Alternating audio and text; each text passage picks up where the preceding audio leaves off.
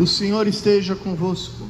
Ele está no meio de nós. Proclamação do Evangelho de Jesus Cristo segundo Lucas. Glória a vós, Senhor. Naquele tempo, Jesus acrescentou uma parábola, porque estava perto de Jerusalém, e eles pensavam que o reino de Deus ia chegar logo. Então, Jesus disse: um homem nobre partiu para um país distante, a fim de ser coroado rei e depois voltar. Chamou então 10 dos seus empregados, entregou 100 moedas de prata a cada um e disse: procurai negociar até que eu volte. Seus concidadãos, porém, o odiavam e enviavam uma embaixada atrás dele, dizendo: nós não queremos que esse homem reine sobre nós. Mas o homem foi coroado rei e voltou. Mandou chamar os empregados, aos quais havia dado o dinheiro, a fim de saber quanto cada um havia lucrado. O primeiro chegou e disse: Senhor, as 100 moedas renderam 10 vezes mais. O homem disse: muito bem, servo bom, como foste fiel em coisas pequenas, recebe o governo de 10 cidades. O segundo chegou e disse: Senhor, as 100 moedas renderam 5 vezes mais. O homem disse também a este: recebe tu também o governo de 5 cidades. Chegou outro empregado e disse: Senhor, aqui estão as tuas 100 moedas, que guardei num lenço, pois eu tinha medo de ti, porque és um homem severo, recebes o que não deste, e colhes o que não semeaste.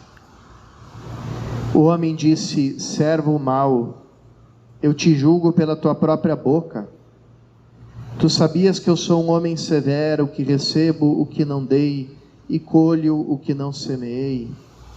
Então por que tu não depositaste meu dinheiro no banco? Ao chegar, eu retiraria com lucros. Depois, disse aos que estavam aí presentes: tirai dele as 100 moedas e dai-as àquele que tem 1000. Os presentes disseram: Senhor, esse já tem 1000 moedas. Ele respondeu: eu vos digo, a todo aquele que já possui será dado mais ainda, mas aquele que nada tem, será tirado até mesmo o que tem. E quanto a esses inimigos, que não queriam que eu reinasse sobre eles, trazei-os aqui e matai-os na minha frente. Jesus caminhava à frente dos discípulos, subindo para Jerusalém. Palavra da salvação.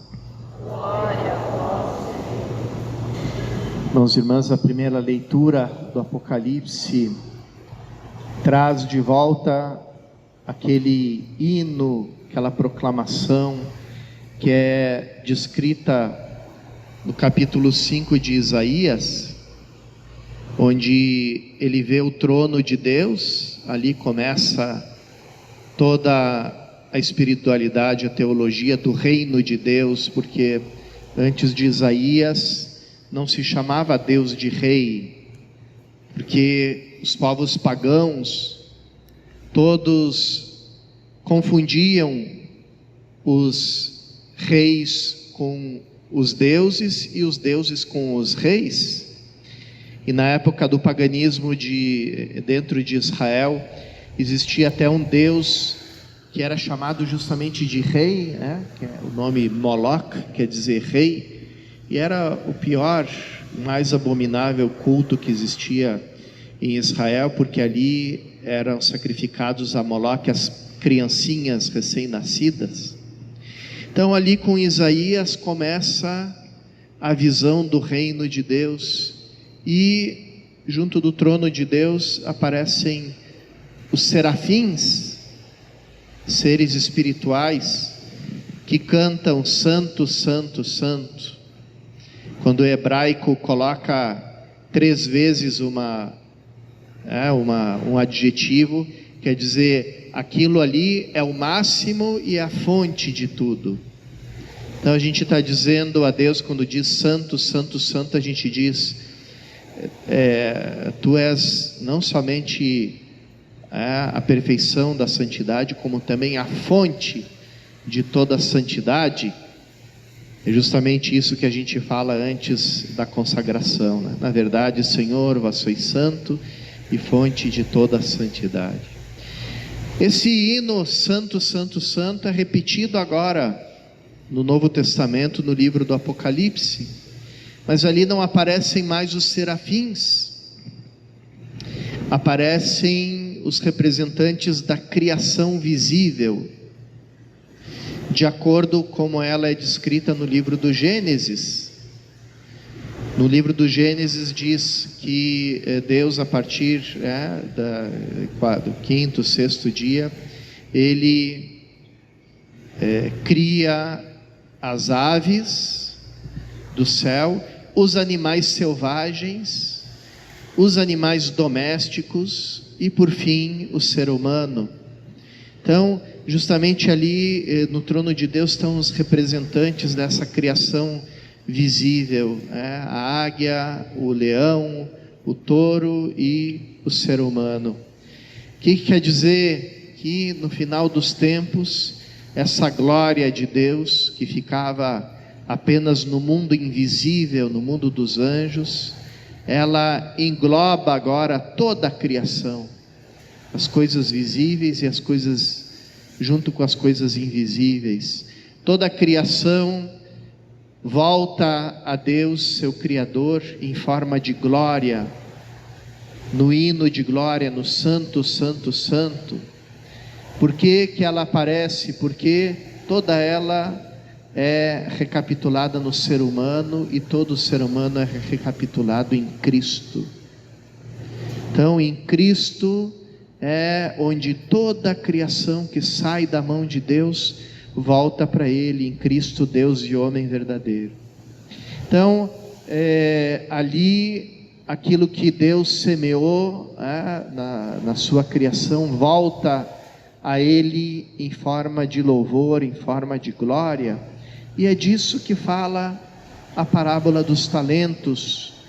Muita gente fica em crise escutando a parábola dos talentos, porque justamente por causa da parábola começaram a ser chamados os dons, as qualidades de cada pessoa de talentos, e a pessoa fica um pouco assim: será que eu desenvolvi todos os será que eu desenvolvi meus talentos como deveria?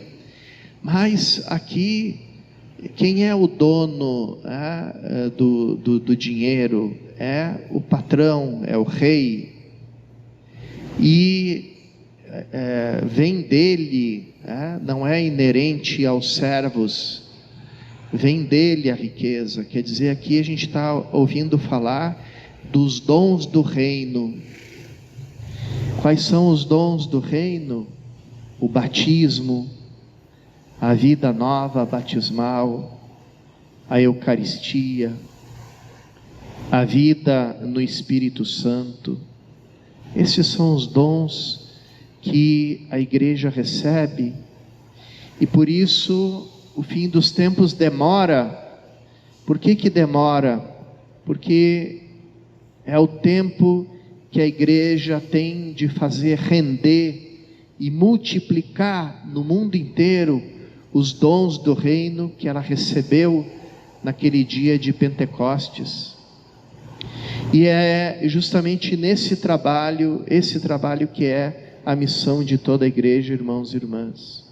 Fazer render os dons do reino, primeiro na nossa vida, e depois, a partir da nossa vida renovada pelos dons do reino de Deus, nós vamos também estendendo esse reino para fora de nós, no nosso ambiente familiar, no nosso ambiente profissional, na nossa comunidade. Vamos pedir a Cristo nessa Eucaristia que não fiquem parados no nosso coração os dons que nós recebemos, mas que eles se multipliquem mais ainda. Aquele que tem será dado ainda mais, aquele que não tem será tirado até mesmo o que tem.